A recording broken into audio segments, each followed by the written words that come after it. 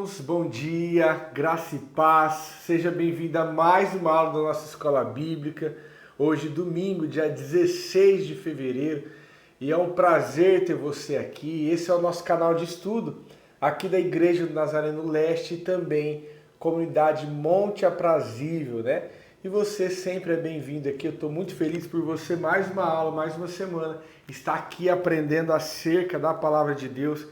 Hoje nós vamos continuar com o nosso panorama bíblico, né? Se você caiu aqui nesse vídeo, estava passando pelo YouTube e encontrou esse vídeo, a nossa aula dura aí em torno de 30, 35 minutos e nós estamos tratando sobre um panorama bíblico, né? Um resumo aí de todos os livros. Nós já acabamos o Antigo Testamento, de Gênesis a Malaquias, e agora nós iniciamos o Novo Testamento.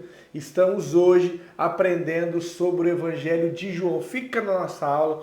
Eu quero pedir para você já compartilhar essa aula com alguém, com o seu familiar, com o seu amigo, alguém que também se interessa em aprender mais acerca da Palavra de Deus. Tá bom? Vamos lá, sem muita demora, eu quero poder orar para a gente já entrar no conteúdo da aula. Feche seus olhos se você pode. Pai, Senhor, nós queremos te louvar, nós queremos te agradecer pelo dia, queremos te agradecer pelo início da semana, hoje domingo, mais uma semana está se iniciando e nós queremos levar os nossos pensamentos, entregar, Senhor Pai, o nosso dia ao Senhor, esse tempo que nós estamos aprendendo mais do Senhor como oferta a Ti, Senhor Pai. Esses 40 minutos, 35 minutos que vamos passar juntos, que seja um tempo proveitoso, que nós possamos aprender e compreender mais do Senhor. Em nome de Jesus. Amém. Amém, queridos? Bom, hoje então nós vamos falar sobre o livro de João, né? O Evangelho de João, o evangelista João, que é um livro fantástico. No meu ponto de vista, é um evangelho apaixonante. O linguajar de João é um linguajar bem gostoso, né? De se ler, de se aprender. O Evangelho de João realmente é um evangelho bem diferente, tá?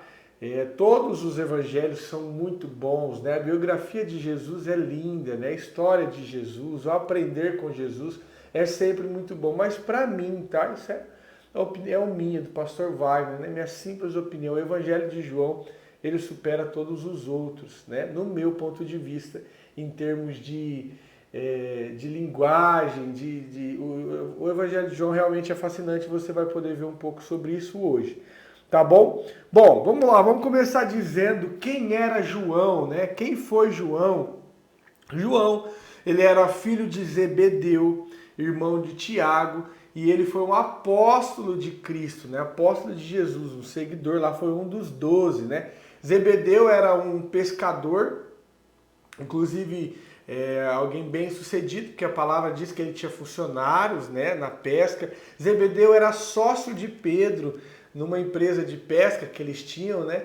Então, João era filho desse pescador e também, por consequente, ele era pescador, irmão de Tiago. Os dois eram apóstolos de Jesus, tanto Tiago quanto João, os filhos de Zebedeu. Bom, ele era discípulo, nós já falamos, e ele era um dos discípulos mais próximos de Jesus. Inclusive, ele fazia parte de uma lista seleta, né? Que era Pedro, Tiago e João, que em alguns momentos Jesus, quando ele ia fazer algumas coisas, ele separava, ele chamava esses três, né? Lá na Transfiguração, quando ele sobe no Monte da Transfiguração, ele chama Pedro, Tiago e João. Também quando ele vai curar, vai ressuscitar, perdão, a filha de Jairo, ele também chama Pedro, Tiago e João. Quando ele vai para o Getsemane, ele também chama Pedro, Tiago e João. Então era um grupo seleto, e entre eles João ainda era alguém especial, porque a palavra diz, né, no livro de João, que ele era o discípulo amado, que inclusive ele reclinava o pescoço, a cabeça no peito de Jesus, né? Então ele era alguém bem íntimo mesmo. Ele fazia parte desse grupo seleto e ele era um querido de Jesus. Prova disso é que ele foi o único que ficou com Jesus na crucificação. Quando Jesus vai ser crucificado, todos os discípulos fugiram, né, saíram por conta da perseguição que estava havendo. Eles imaginavam que eles também iam ser presos, como Jesus estava sendo. E aí eles fugiram. João não, João está lá aos pés da cruz. Outro ponto também que prova isso é que ele, junto com Pedro, né, somente 2 discípulos, João e Pedro, participaram da prisão de Jesus e quando Jesus vai para a casa do sumo sacerdote ser julgado, né, lá no pátio onde Pedro nega Jesus, João também está lá. E também prova disso é que quando Jesus está sendo crucificado, uma das 7 palavras da cruz, né, João, olha aí, eis aí a tua mãe. E ele diz para Maria, Maria, eis aí o teu filho. Ou seja, ele dá a missão para João de cuidar de Maria. Muito provavelmente José, o marido de Maria, já era morto nessa época. E os seus irmãos, os irmãos de Jesus, não criam nele ainda antes da ressurreição. Por isso, Jesus dá a missão para João cuidar da sua mãe. Inclusive depois ele muda para Éfeso, nós vamos falar um pouco disso. Maria mora com ele, enfim. Então isso aqui prova que Jesus ele era bem próximo mesmo de João, era um dos apóstolos mais próximos, se não o mais próximo, no meu ponto de vista, o mais próximo de Jesus, tá bom? Esse foi João, né? Foi um dos discípulos que viveu, o único discípulo que viveu até a sua velhice. Porque todos os outros discípulos morreram por conta do martírio, da perseguição, viraram mártir, né? Por seu próprio irmão Tiago foi o primeiro a morrer, né? Foi o primeiro mártir aí dos discípulos a morrer. E João não, João ele então sai ali da crucificação de Jesus, né? Sai de Jerusalém, ele se muda para Éfeso, vive uma época em Éfeso, onde ele escreve esse evangelho, ele escreveu lá em Éfeso. E depois ele vai para a ilha de Patmos, onde ele teve a visão do Apocalipse, onde ele escreve o livro do Apocalipse, né? Então ele viveu até a sua velhice, foi o único discípulo. Inclusive João escreveu 5 livros do Novo Testamento, que é o Evangelho de João, esse que nós estamos lendo. Ele escreveu também as 3 cartas, né, de João, 1ª, 2ª e 3ª João, está lá no finalzinho do Novo Testamento, nós vamos falar nas próximas aulas, né, na hora que a gente chegar lá.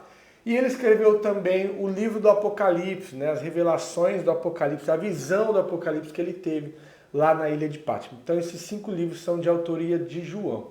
É interessante que nenhum dos evangelhos cita o autor em si, como por exemplo a carta de Paulo. Algumas cartas de Paulo, ele cita ele como autor, por exemplo, eu, Paulo, vos escreva a igreja tal, a igreja, enfim, como nós vamos aprender mais para frente.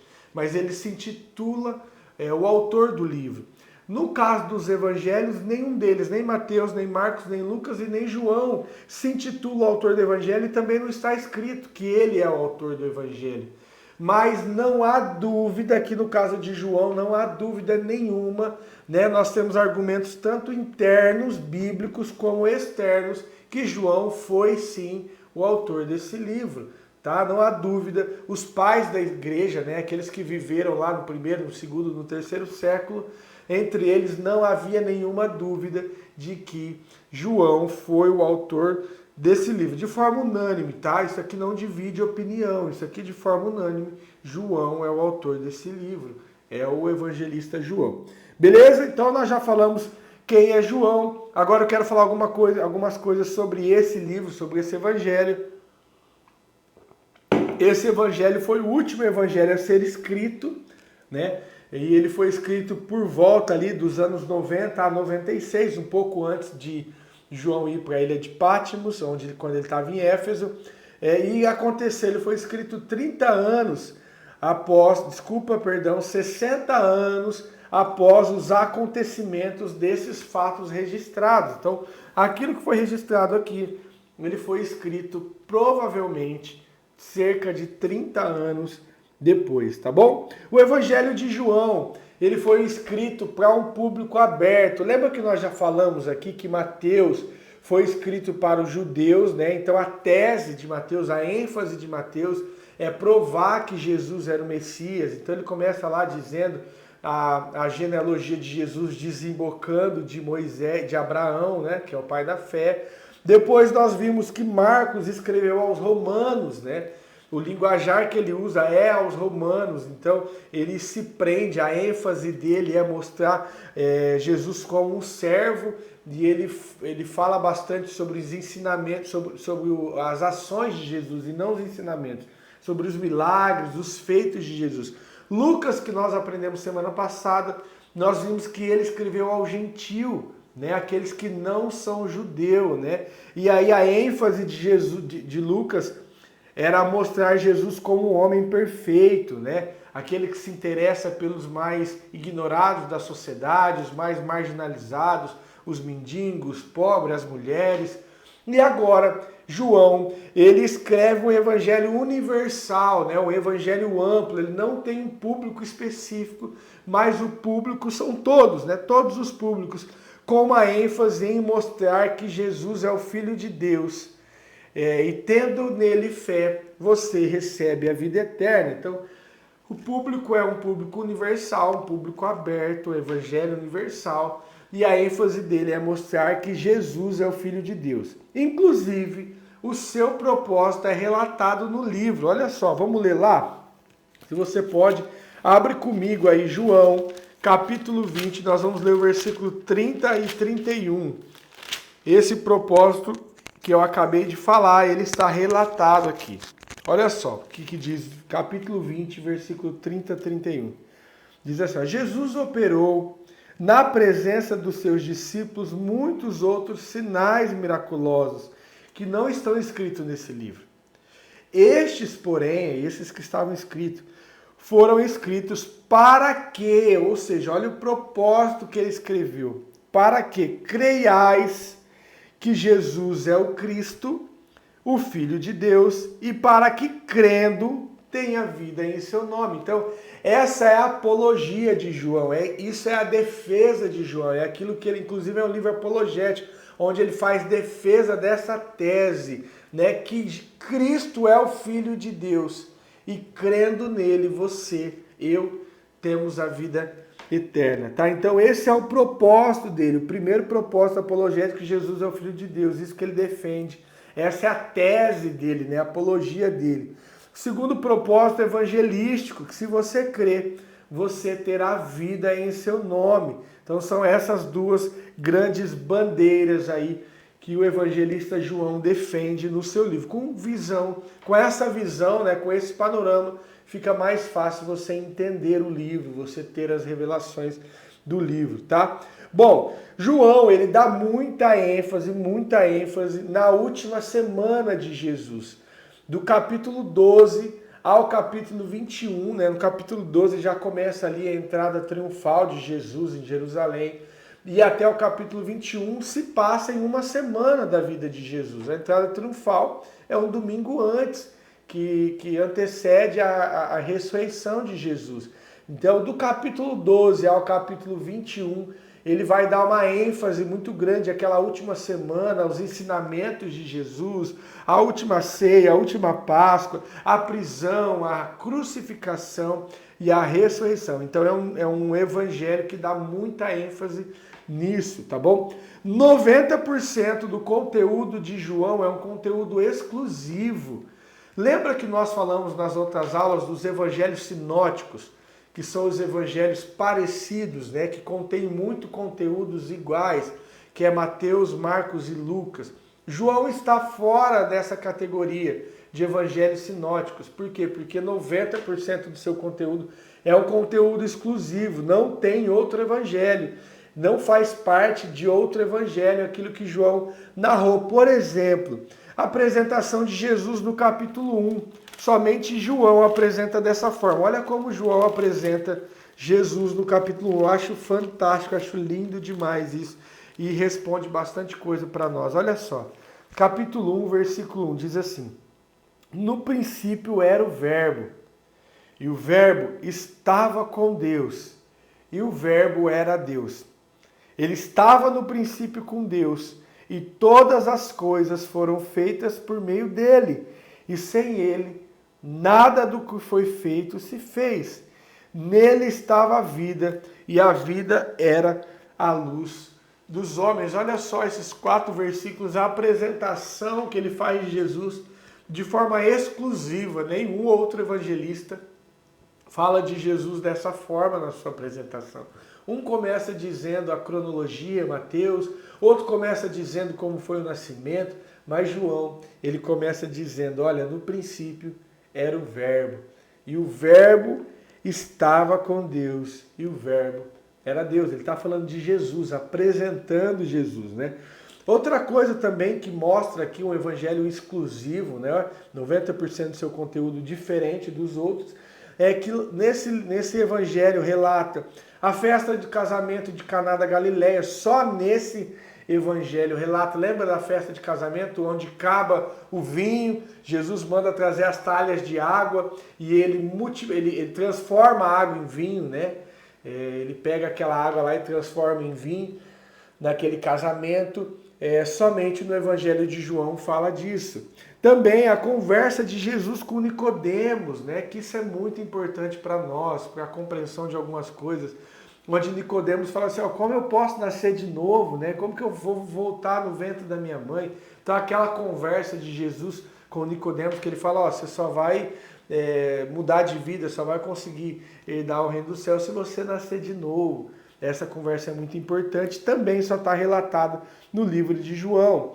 Outra coisa muito importante, uma passagem muito linda, o Evangelho de João capítulo 4, aquela conversa extensa com a mulher samaritana, que você conhece, a mulher do poço, né? Que Jesus chega lá e pede água para ela e diz, olha, mas se você soubesse com quem você está falando, você pediria água para mim, porque eu ia te dar água que você jamais voltaria a ter sede, né? Então essa conversa de Jesus com a mulher samaritana só tem relatado no Evangelho de João.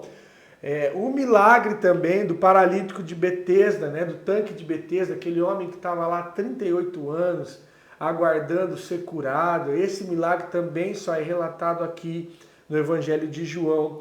A ressurreição de Lázaro, também que é muito importante para a compreensão de várias coisas, só está relatado no Evangelho de João. Inclusive, aqui eu quero fazer um parêntese aqui para te ensinar algo.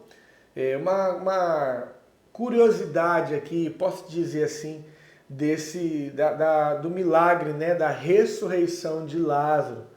Observa que o texto é muito claro, né? Jesus ele chega no 4º dia em Betânia para poder ressuscitar Lázaro, né? Ele podia ter chegado 1 hora depois, ele podia ter chegado 2 horas depois, ele podia ter vindo antes de Lázaro morrer, inclusive ele foi chamado quando Lázaro ainda estava doente, mas ele chega 4 dias depois. Não há diferença de alguém que está morto há 1 dia, 1 hora ou 10 dias, 4 dias. Morto é morto. Se ele está morto há 1 minuto ou se ele está morto há 4 dias, ele é um morto. Mas existia uma tradição rabínica, né? Uma tradição na crença dos rabinos, né? Que um homem podia ser ressuscitado por outro através da instrumentalidade de um homem ou de um profeta. Já tinha acontecido isso, inclusive. Né? Nós vemos lá que Eliseu ressuscitou o filho da viúva, Elias, né, ressuscitou o filho da viúva, Eliseu ressuscitou o filho da sunamita. Nós vemos também depois, né, de Jesus, no Novo Testamento, que Paulo ressuscitou um homem chamado Eutico, que cai do 3º andar e morre. Paulo vai lá e ora, ele ressuscita. O próprio apóstolo Pedro ressuscita uma mulher chamada Tabita, também ele vai lá e ora, a mulher ressuscita. Então, era da tradição, da crença rabínica, né, que um homem podia ressuscitar outro através da instrumentalidade humana até o 3º dia. Não existia relato que após 3 dias alguém podia ser ressuscitado. Então era um milagre mesmo. Então quando Jesus chega no 4º dia, ele está mostrando, ele está confrontando, né, o judeu, a teologia do judeu, dizendo, olha, ou vocês reconhecem que eu sou Deus, ou vocês mudam a teologia de vocês.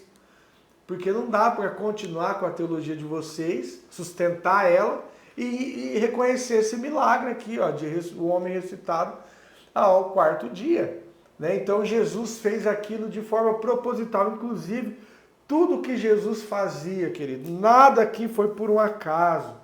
Nenhuma pessoa que cruzou o caminho dele foi por acaso. Nenhum milagre foi por acaso. Tudo que Jesus fazia era de forma proposital, estava no plano de Jesus e já estava no expediente de Deus, no projeto de Deus. Inclusive chegar lá. Quando ele chega em Betânia, uma das irmãs até questiona Jesus, né? Olha, se você tivesse aqui, o meu irmão não teria morrido. Mas ele chegar no quarto dia foi de forma proposital para mostrar, olha, eu sou Deus, né? Eu sou realmente Deus, né? Então, só para abrir um parênteses aí para você poder entender e aprender. Eu sei que vários de vocês já sabem disso, mas nós estamos numa aula. Eu acredito que alguém não sabe, então fica claro aqui para você entender. Outra coisa que também está aqui no conteúdo de João, só no conteúdo de João, é a cerimônia do lava-pés, somente João registra. O discurso também de Jesus no cenáculo, né, capítulo 13, 14, 15, 16, somente João relata. Nenhum outro evangelista relata isso. A oração sacerdotal de Jesus também, no capítulo 17, somente o Evangelho de João relata.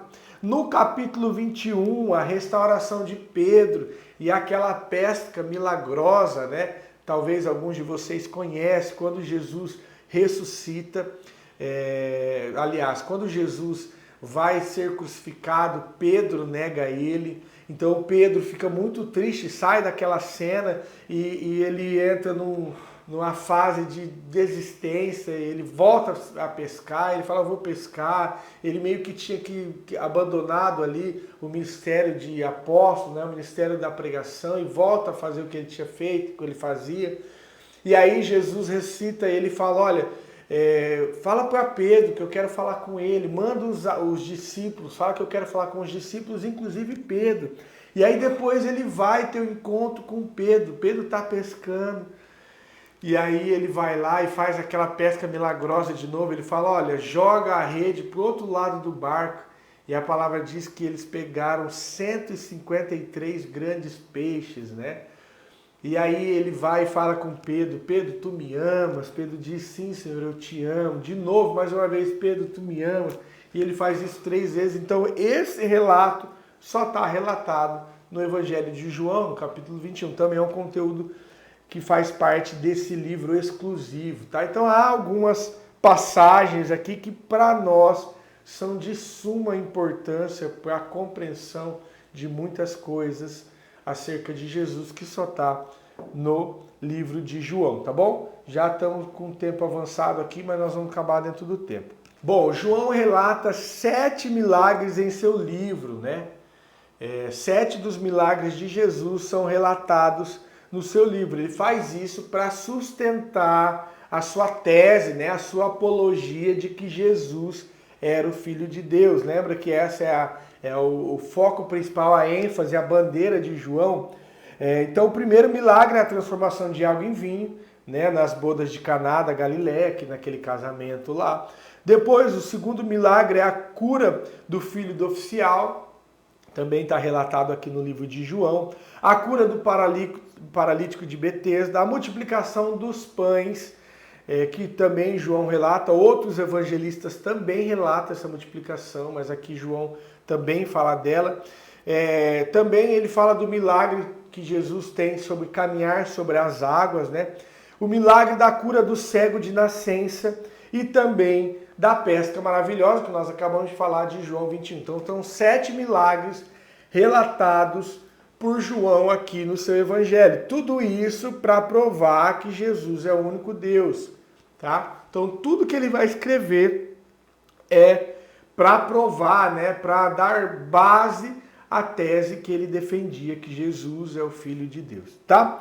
No Evangelho de João, é nesse Evangelho também que está os 7 eu sou de Jesus. Você já ouviu falar disso? Existe 7 eu sou de Jesus. Inclusive, João usa isso porque no Antigo Testamento, Deus tinha usado isso. Inclusive, isso começou lá em Moisés, na sarça ardente, né? Quando Moisés vai lá e fala, olha, Então eu vou falar para o povo que quem me enviou. Ele fala, olha, diga que o eu sou te enviou. Né? Então João, ele vem e usa esse mesmo eu sou para poder dar base à sua defesa. Então tem 7 eu sou de Jesus, né? Os eu sou de Jesus, o primeiro deles é, eu sou o pão da vida.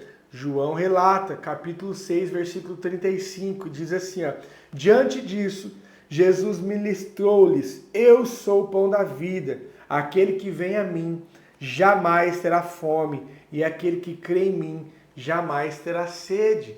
Então eu sou o pão da vida. O segundo eu sou de Jesus, eu sou a luz do mundo. Falando no versículo, João capítulo 8, versículo 12, diz assim, falando novamente ao povo, disse Jesus, eu sou a luz do mundo, aquele que me segue não andará em trevas, mas terá a luz da vida. O terceiro eu sou a porta das ovelhas. Capítulo 10, versículos 7 e 9 diz assim, sendo assim, Jesus lhe disse de novo, em verdade asseguro, eu sou a porta das ovelhas, todos quanto vierem antes de mim são ladrões e assaltantes, porém as ovelhas não os ouviram. Eu sou a porta, qualquer pessoa que entrar por mim será salva, entrará e sairá e encontrará pastagem. O quarto eu sou de Jesus, eu sou o bom pastor. Né? Capítulo 10 de João, eu não vou ler todo o texto aqui, senão nós vamos ficar muito tempo, mas depois você pode ler capítulo 10, versículo do 11 a 15, né? Onde ele diz, eu sou o bom pastor, aquele que dá vida às ovelhas, a sua ovelha. O quinto eu sou de Jesus, ele diz, eu sou a ressurreição e a vida. Está lá no capítulo 11, versículo 25, né? Eu sou a ressurreição e a vida, aquele que crê em mim, mesmo que morra, viverá. Depois, no capítulo 14, versículo 6, ele diz, eu sou o caminho e a verdade e a vida. Ninguém vai ao Pai senão por mim. Depois, no capítulo 15, versículo 1 e 5, ele diz o seu sétimo eu sou a videira verdadeira e meu Pai é o agricultor. Então, o Evangelho de João, observa que esses 7 eu sou de Jesus, tudo faz parte da tese dele, né, para defender a bandeira dele, a apologia dele, que era que Jesus é o Filho de Deus, né? Então, tudo isso que ele faz é para poder fazer defesa daquilo que ele crê. Queridos, o livro é fantástico. Eu quero até, inclusive, pedir para você, durante essa semana, nas suas meditações, eu creio que alguns de vocês, né, se não todos, fazem as suas devocionais, fazem o seu tempo com Deus, sua leitura da palavra. Se não faz, eu quero motivá-los a fazer, né, essa prática da leitura. Durante a semana, leia o Evangelho de João. É um evangelho com 21 capítulos, dá para você ler numa semana, é um evangelho bem gostoso, a biografia de Jesus de forma muito linda. Leia, você vai ser impactado pelo poder da palavra nesse evangelho, pelo poder de Deus, né, através desse evangelho. Inclusive, eu acredito, no meu ponto de vista, que esse evangelho é um evangelho vital para a vida da igreja. É um evangelho necessário para a vida da igreja. Todos são, mas esse aqui é o evangelho que, meu Deus, a igreja não pode deixar de ler. Até porque João ele faz defesa aqui da verdade de Deus, né? Da verdade, olha, Deus é o caminho, a verdade e a vida. Ele faz defesa de que Jesus é o Filho de Deus e só nele nós encontramos vida. Aquilo que hoje tem se perdido. Aquilo que no nosso tempo, né, essa verdade tem sido questionada. Olha, inclusive, querido, quero fazer uma consideração final aqui, nós já estamos nos últimos minutos da aula. A perseguição ideológica, ela é muito pior do que a perseguição física. A igreja nunca se mostrou fraca quando ela foi perseguida, quando teve a diáspora, né, que os discípulos se separaram, precisaram sair, diáspora é a separação, né? Quando a igreja foi perseguida lá por Nero, A igreja nunca se mostrou fraca diante da perseguição física. Agora, um problema dentro da igreja é a perseguição ideológica. Quando nós abrimos os braços e dizemos que todos são iguais, que não importa no Deus que você crê, não importa a fé que você professa, não importa o livro que você lê, se é a Bíblia, se é o Alcorão, todos somos iguais. Essa liberalidade teológica é muito perigosa. Inclusive, a igreja na Europa acabou morrendo um tempo por conta dessa liberalidade. Então, isso é muito perigoso. E João, ele defende isso. Ele defende, não, olha, Jesus é o caminho, ele é o Filho de Deus, somente através dele a vida, a salvação. Hoje nós vemos dentro da igreja pessoas pregarem o evangelho relativizado. A verdade está muito relativa, né? Não existe mais aquela verdade eterna, aquela verdade que é rocha. Então, quando nós voltamos para a palavra, inclusive no Evangelho de João, nós aprendemos isso. Porque eu e você precisamos ter essa verdade cravada dentro de nós, porque assim como João fez no seu livro, fazer a apologia, né, a defesa do Evangelho de Cristo. Defender aquilo que nós acreditamos. Não há outro caminho, só há um caminho e esse caminho é Jesus Cristo. Queridos, quando se acaba com a pregação de Jesus Cristo, acaba-se com a pregação do Evangelho. Você não tem mais o que pregar. Quando não existe cristianismo, a minha fé e a tua fé morreu. Então, olha a importância do Evangelho de João para nós hoje. Para a gente ter essas bases, né? Essas bases bem firmadas, para a gente não deixar com que essa ideologia pregada hoje mude a essência do Evangelho, que é Jesus. Mude, né? Nós não podemos dizer que há vários caminhos.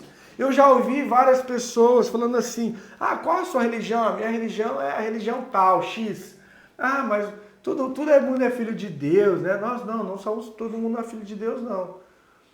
Todos nós, inclusive João fala isso, somos criaturas de Deus, mas filhos é aqueles que creram. Olha só o que diz em João, deixa eu achar aqui, eu não tinha preparado isso, mas eu vou achar para você.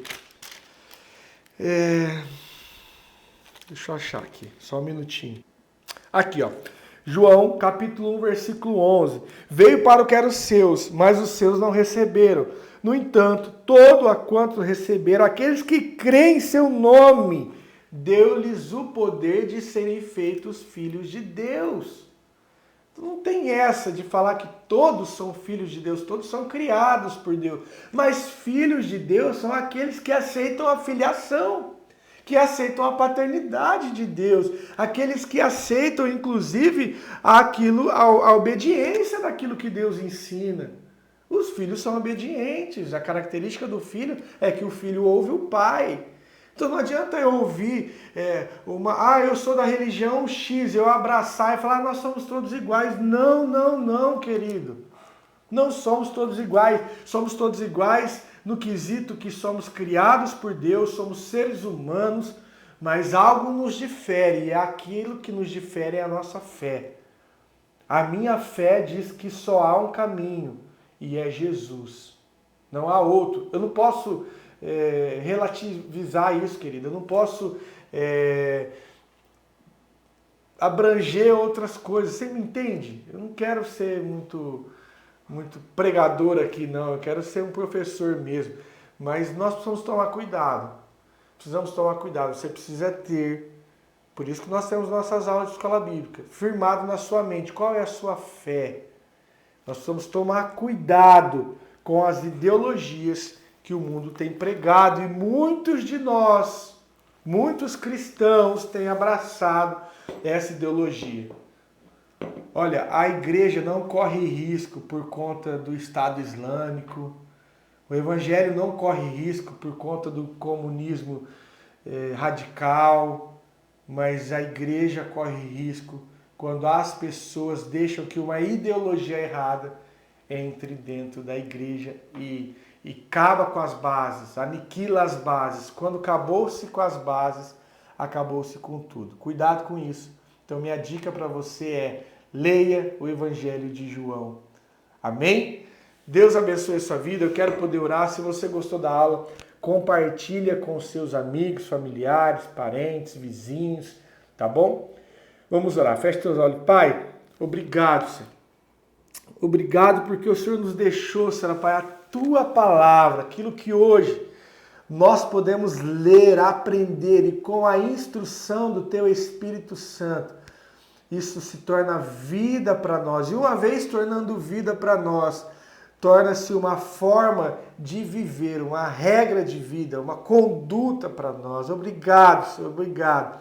Pai, em nome de Jesus, que o Espírito, Senhor, Pai, uma sede que venha do Senhor possa invadir agora as casas, os lares, os carros, aonde quer que o irmão me assiste agora, que a sede por mais do Senhor possa invadir o coração dele. Vai lá, Espírito Santo, esse é teu papel. Que o Senhor possa encher as casas, os lares, o coração de cada homem e mulher que me assiste, por buscar sede, por buscar mais do Senhor, por conhecer mais do Senhor, em nome de Jesus. Pai, nos deu uma semana abençoada, um domingo abençoado, uma segunda, uma terça, uma quarta, uma quinta, uma semana, Senhor Pai, na tua presença. Até a próxima aula, que nós possamos estar aqui todos juntos, aprendendo mais do Senhor, em nome de Jesus. Amém. Amém, queridos?